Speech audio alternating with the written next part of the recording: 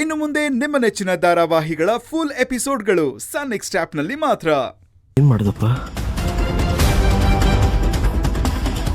ಬಂದ್ಯಾ? ಬಾ. ಇವಳು ನನ್ನ ಹೆಂಡತಿ ವತ್ಸಲ ಅಂತ. ನಮಸ್ತೆ. ಇವರು ಹುಡುಗನ ತಂದೆ ತಾಯಿ. ಹುಡುಗ ರಮೇಶ್. ನಮಸ್ಕಾರನಮ್ಮ. ರೀ, ಹಾ. ಒಂದ್ ನಿಮಿಷ ಬರ್ತೀರಾ? ಯಾಕೆ, ಏನಾಯ್ತು? ಹೇಳ್ತೀನಿ ಬನ್ನಿ.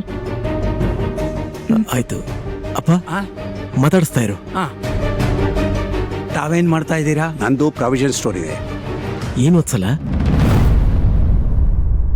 ರೀ, ನೋಡಿ ಹುಡುಗ ಹೇಗಿದ್ದಾನೆ.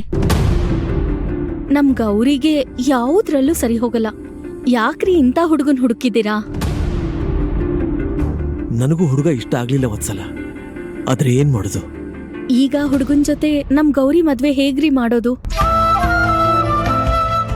ರೀ, ಅವರು ಶ್ರೀಮಂತರಲ್ಲ, ಹುಡುಗಂಗೆ ಕಮ್ಮಿ ಸಂಬಳ ಅಂತ ಅಲ್ಲ. ಆ ಹುಡುಗ ನೋಡೋದಕ್ಕೂ ಚೆನ್ನಾಗಿಲ್ಲ.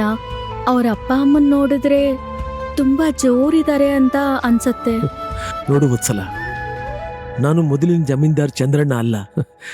ನಾನೀಗ ಯಾವ ಸ್ಥಿತಿನಲ್ಲಿದ್ದೀನೋ ಅದಕ್ಕೆ ತಕ್ಕನಾದ ಸಂಬಂಧ ಹುಡುಕ್ಬೇಕು ತಾನೆ. ಸರಿ, ಈಗ ನೀನ್ ಹೋಗಿ ಗೌರಿ ಕರ್ಕೊಂಡ್ ಬಾ. ರೀ ವತ್ಸಲ, ಹೋಗಿ ಕರ್ಕೊಂಡ್ ಬಾ.